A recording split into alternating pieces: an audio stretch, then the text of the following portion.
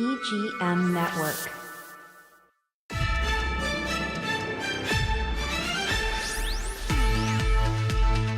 Hey, this is Bill Crafton. I'm here again with Jesse James. Hey, you know, the guy that's really great with these podcast stuff, right?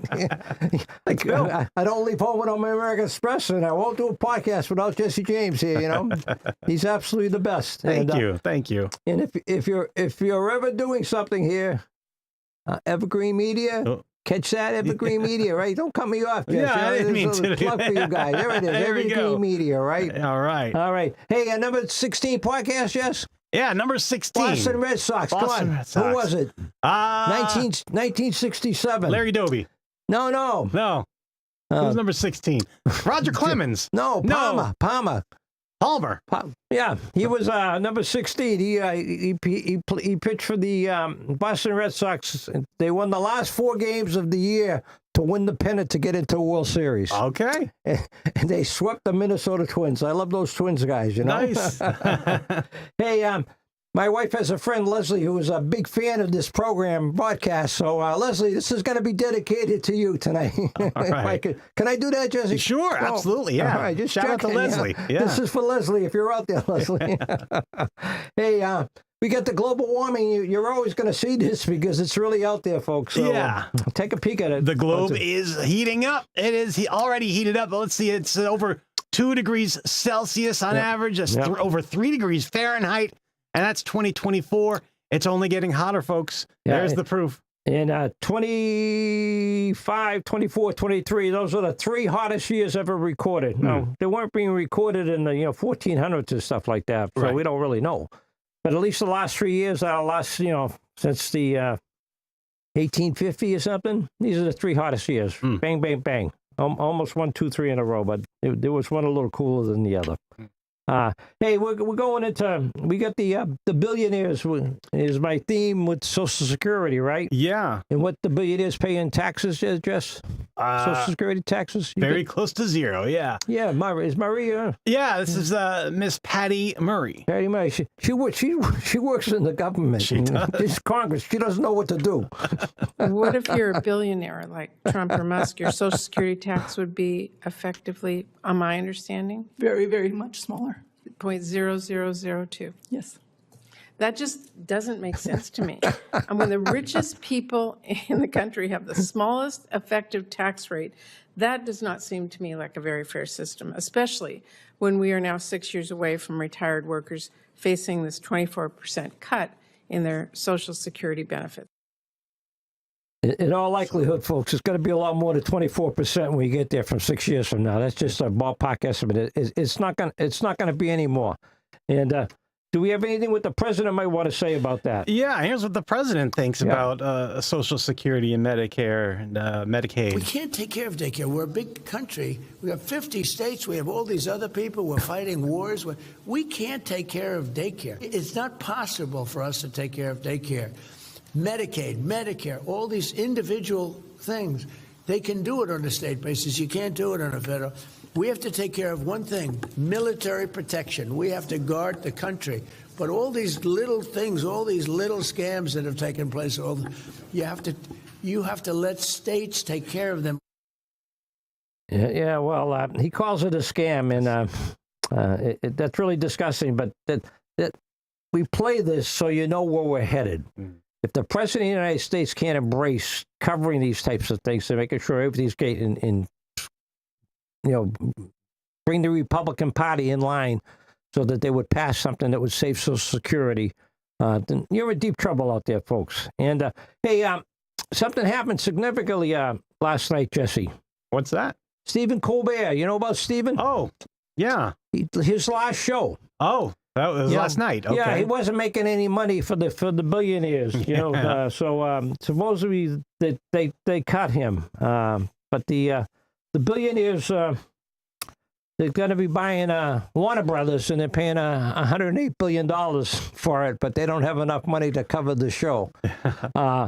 The guy Brendan Carr, he's FCC chairman. Yeah, that's right. And he's been attacking all the talk show hosts and Saturday Night Live people and stuff, and threatening the companies that carry them that they're going to pull their licenses and stuff.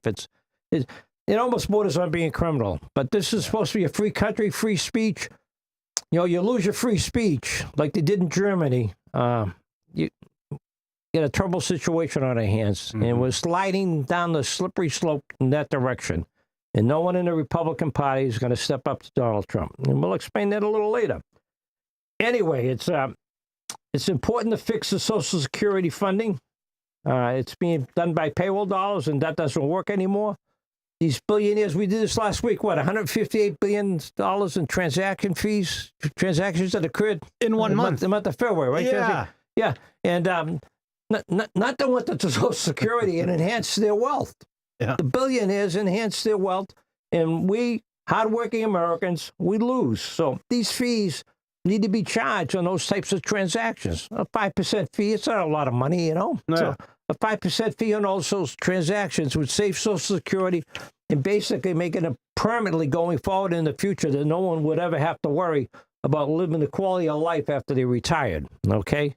So that's pretty much the way it goes. And here's that example. $108 billion Warner Brothers acquisition, Jess? Yeah. How much is that at 5%? You know, you're the math guy. Oh. But I already figured it out. Okay, Jess. good. I'm glad. $5.4 billion could go into Social Security Trust Fund. Wow. Think about that. Yeah. This guy overbid somebody by $60 billion. You know, so that's the guy that can't afford Stephen Colbert show, right? Right. That's the family that can't afford that. But they can afford to buy the Warner Brothers basically for $108 billion. Plus, they kicked in $2 billion penalty fee. $2 billion penalty fee to cover Netflix. So that's really like $110 billion they're spending on it to start with. And if we don't take care of Social Security, folks, AA is coming. I call it the Grim Reaper. It's right around the corner. It's coming fast. High-tech people are going to cut their jobs. When they cut their jobs, they got mortgages, they got a whole bunch of payments to make, they got families. And you know what? They're going to be really, really, really hurting. And if we get a 25, 30% employment rate in this country, we're back into the Depression era. Yeah. 100 years later. Wouldn't that be odd? Oof. The 30s? 1930s to the 2030s. History repeating itself, right? In a way. 100 years later, you know? So anyway, I look at that acquisition that's being done, and I call that acquisition. That's an acquisition that's bad for free speech. So my point is, pay close attention to this podcast, folks. It's time to wake up America. And here we go. Jesse, please read the Capitalism Part 1. Yeah, you got it right there. This is about Larry Ellison taking over media in America. He really is. Yeah, he is. No doubt about it. Yeah. So for a little bit of history, 2025, Mr. Ellison, Larry Ellison, has put up most of the $8 billion bid by his son, David Ellison, to buy Paramount, owner of the fabled Hollywood studio, as well as CBS and other properties that generate news and content. Now, President Trump was paid $16 million before that deal was closed.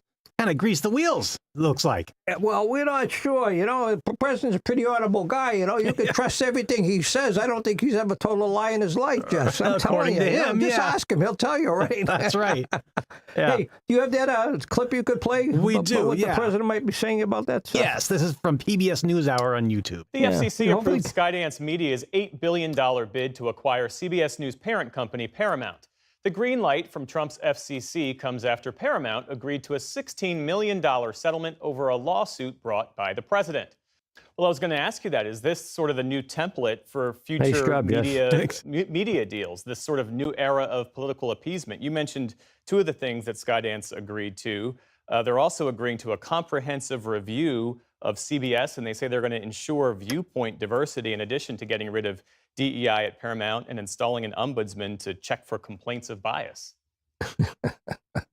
That's right. And then I would say on top of that, the president himself has claimed that Skydance has agreed to an additional $20 million in public service announcement commitments for PSAs, presumably for causes that are near and dear to the president's heart. Now, I should note Skydance is not commenting on any of that and has not confirmed that.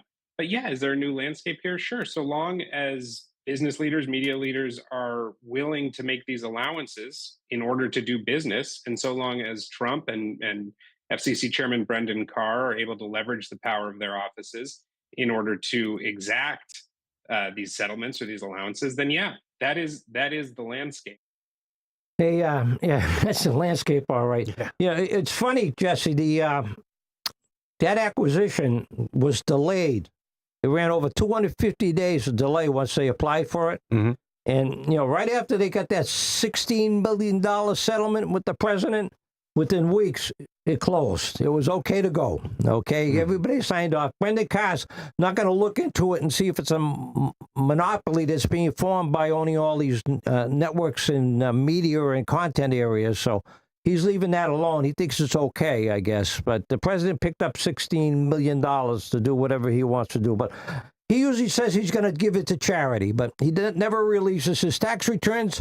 So we never know if it really gets to charity. We just got to take his word. But then again, he never lies, right, Jess? Right. Sure. Yeah. Yeah. So, hey, what do you think about that $20 million, Jess? You think that's a... it seems fishy. Seems real fishy. Yeah. Public service announcements. What the heck's in them? Yeah. Okay. Yeah. Hey, there's something he mentioned on this political appeasement, Jess. Political appeasement. I've heard this term before. Yeah. Bill, can you give us what's your definition of political appeasement? When I hear this and I think about it, I thought about it a long time too, Jess. You know. Okay. Do not broadcast anything that could offend the president. That is why I think the free press is not so free anymore. It's being controlled. Have you ever watched Fox sit down with the president and ask him those hard-hitting questions? I've watched some clips, but I haven't seen any hard-hitting questions. No, that's a joke, isn't it? They sit down and interview the president, right? Yeah. They never drill down. They say, "Oh, yes, sir, Mr. President." Off they go, right? Yeah, softball after softball. That's right. Department of Justice announced that the Trump family cannot be investigated for financial crimes. Imagine that, financial crimes. Yeah, I wonder, and basically, I wonder why. Right. Yeah, so now he's got immunity from financial crimes, immunity as the president to do whatever the president wants to do. You can't look into their IRS filings, their tax returns. I mean, really, what are they hiding? You think they're hiding anything? I don't know. He's a pretty honest guy, though. I got to kind of trust him. He's my president, right? Jesse, Katie Couric did some pretty good stuff. We have anything on her? She did, yeah. Here's a clip from Katie Couric herself. So apparently the Trump administration doesn't like the way much of the media is covering the war right now. In recent days, the president has complained on Truth Social that the media actually wants us to lose the war, that their terrible reporting is the exact opposite of the actual facts, and he called them sick and demented. He later said that U.S. media outlets were helping Iran spread disinformation through AI. This after Secretary of Defense Pete Hegseth berated CNN for its coverage, adding, "The sooner David Ellison takes over that network, the better."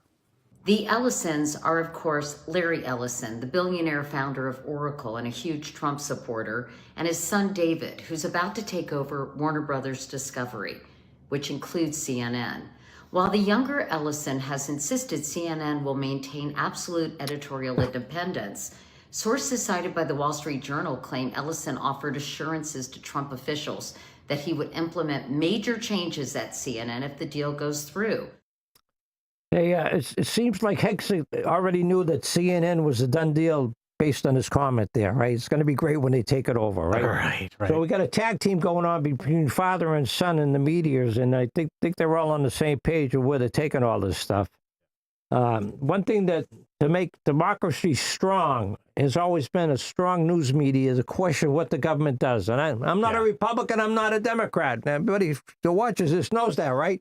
But the bottom line is, you got to question the people in power, because if you don't question the people in power, they go crazy. Not that our president's going crazy, but, it could happen. You never know, right? Right. Unfortunately, CNN may not be doing or questioning the government in the future, based on what's happening now.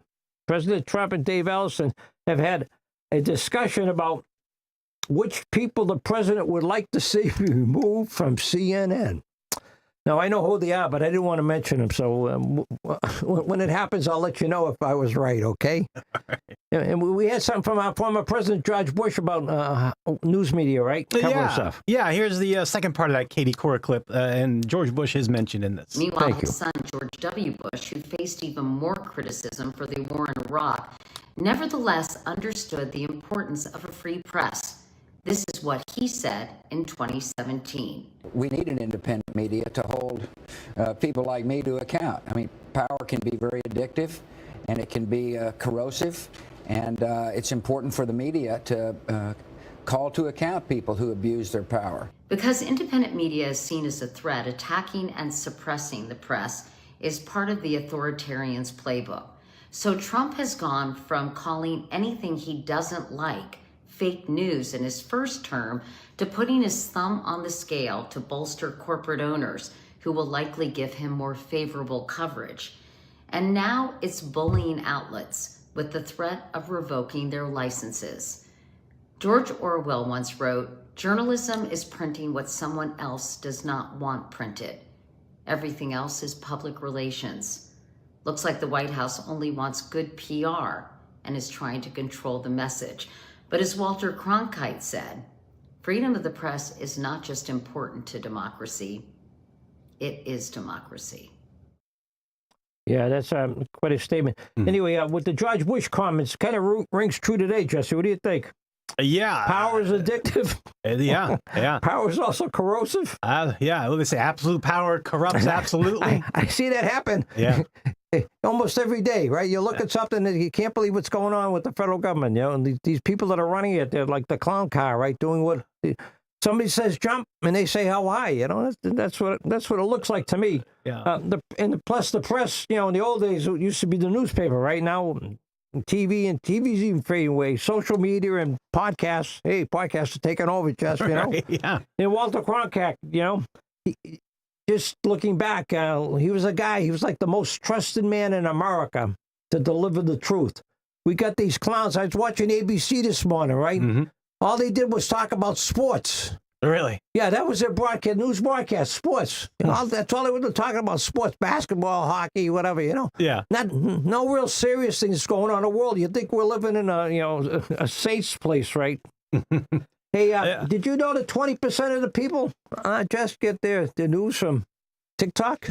20% of Americans get their news from TikTok. Yeah. Oh, wow. That's scary. Yeah, I never knew that. I thought it was just people, you know, jumping off roofs and dancing around. That was the TikTok stuff. They actually get news out of it, huh? Yeah, it's unbelievable. Wow. Okay, we just make a comment here, Jess. Right. One thing dictators do when they take over, right? Mm-hmm. They capture the media, right? And my example is Putin in Russia. When he came into power, they had a free media, many stations. Now they don't. He eliminated the free media, and now they only spread his propaganda. Yeah. So that's what we have to be careful with in America, folks. Yeah. You know, basically billionaires. When I say billionaires, not 1 billion, hundreds of billions of dollars, right? Yeah. Billionaires taking over the media and spreading the message. So that's my major concern. Yeah, but just to play devil's advocate, there is a difference between United States and Russia. We do think of ourselves as a free democracy. How would a dictator, devil's advocate, how would a dictator take over in such a free democracy? Well, this is the way I look at it, right? First, you have to. I'm going to give you a list of 4 or 5 things. First on my list would be grab the Supreme Court in the United States if you were doing it in America. Mm-hmm. If you can get the Supreme Court to abide by all your appeals that you bring it for them and have them rule in your favor, that's a sound footing to move forward. Then, right? Yeah. In part 2 is the Department of War. Eliminate all the military people that would be loyal to the Constitution and hold on to the people that would want to serve a dictator. And we've lost maybe 20 senior military officials in the last 4 or 5 months. Yeah, so, a whole lot. A whole lot. We lost a whole lot. Yeah, way more than normal. And then to take over the media, you've got to have your friends, billionaires, buy out all the stations. The United States, the president just can't take over the media right now anyway. And so he's having his friends buy out the media. Okay, so now they will take the content and they will deliver only what they want to deliver. And they may not want to be too critical of what the president's doing or how he's doing it. Mm-hmm. And my last thing that I've never mentioned before that I have strong feelings about, closed primary elections. You know what a closed primary election is? We have them in Florida, right? Yeah. As an independent, 30% of the registered voters in Florida are independents. Somebody's coming up for re-election, you can't vote for them or you can't vote against them. You can't vote in the state. In the primary. In the primary. Yeah. It's crazy. Yeah. Okay? And that gives power to political powers. Political parties. Gives the power to political parties. They control the vote then. Yeah. Okay? And that's how somebody can say, I'm going to primary you out. You know why? Independent people can't get involved in the vote. Just a small group of people to decide who the candidate's going to be. Then they'll let the independent people vote for it. Mm-hmm. It's absolutely ridiculous and it needs to change. Yeah. Hey, Bill, Jesse, do you know Larry Else has obtained control of the content and data on these three things now? CBS, CNN, and TikTok? Yeah. Yeah. Everything that Viacom owned. Yep. Yeah. CBS, TikTok, CNN, MTV, all those stations. And now TikTok, where you say 20% of Americans get their news. That's right. That's TikTok. a lot of control for one man. Yeah. But the Jewish community always felt that TikTok somehow was anti-Jewish when they were putting stuff on about what was happening to Palestinian people. I don't think we're going to see that on the news anyway, on the TikTok anymore. Yeah. They will be controlling the media. They're controlling the data. They're going to control the message. And, slowly we will get brainwashed by these people. That's what their plan is, okay? They've taken over hundreds of billions of dollars, and they're going to use it to their advantage, whatever their political advantages are. So, Larry Ellison's hostile takeover was never about taking over Warner Brothers. It was about taking over CNN, right? And we have a clip on that, don't we, Jess? I believe we do. Yeah. On Friday's broadcast, we told you about a media mega merger in the works between Netflix and Warner Brothers. Today, another serious suitor entered the picture. Paramount Skydance, the parent company of CBS, announcing what's known as a hostile takeover bid for the century-old movie studio and other businesses it owns. Jolene Kent has the details from Hollywood. It's a $108 billion cash offer for all of Warner Brothers Discovery. Paramount's offer is funded in part by the Ellison family, Middle Eastern sovereign wealth funds, a Chinese tech giant, and the private equity firm of President Trump's son-in-law, Jared Kushner. Billionaire Oracle chairman Larry Ellison is a longtime friend and supporter of President Trump. Today, the president, who recently met with the Netflix co-CEO, weighed in. None of them are particularly great friends of mine. I want to do what's right. Yes, he says he wants to do right. What is he referring to? Is he referring to Jared Kushner? Does he want to do what's right by him? Or what's going on with that, Jess? Yeah. Since when does he want to do what's right for his bank account? Maybe. I guess so. Yeah, that sovereign wealth fund, right? Yeah. That Saudi Arabia is that's where they put all their money, all their U.S. dollars go into that fund. And Jared Kushner is basically, he has acquired those guys as very, very big clients to his organization in Saudi Arabia. And that's why you saw up there where we got the Middle East sovereign wealth funds. So Kushner is getting tremendous fees out of just being involved with this, okay? Plus he's getting a cut of the action. The Ellison family had to pay $16 million to the Trump, to Trump, but they're still friends. Well, that's good because they didn't let that $16 million get in the way, right? I mean, I would have been really upset if I had to pay somebody $16 million. Yeah. And hey, you got this crown prince's name there, Justin? The crown prince of Saudi Arabia. Yeah, the crown prince Mohammed bin Salman. Salman, yeah, that's the guy, right? Yeah. You know the story about him, right? And I'm going to ask you on this guy's name. The Washington Post reporter, do you remember him, folks? Jesse? Yeah. Khashoggi. Khashoggi, yeah, there you go. He was assassinated and then dismembered at the Saudi consulate in Istanbul, Turkey. October 2, 2018. We kind of forget those things, right? Right. by a team of Saudi agents. The Saudis got them. The Saudis got them, right? A declassified United States intelligence report concluded that the prince, MBSs go by a shot, the Prince Mohammed bin Salman, approved of that operation. Yeah. They used bone saws to cut his body up. That was a they terrible cut him up story. in pieces and carried him out. You know what? And it's nice to know that Jared Kushner has a new friend.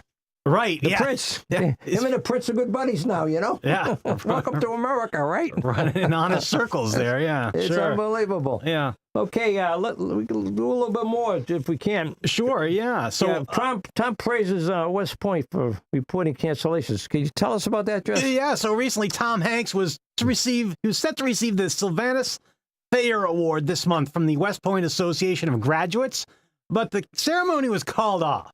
Now, the West Point Association of Graduates board chairman Robert A. McDonald praised Tom Hanks for all his work representing the military in the release.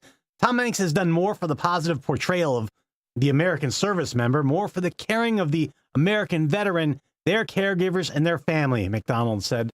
So here's a clip that kind of explains. Bill, did you have something to say about that? I'm just going to kick in and say that's until somebody from the White House talked to him and said, hey, we can't do this with Tom. Right. Yeah. He's too woke. I'm sure that's what they said. Absolutely. So here's a story from NBC News.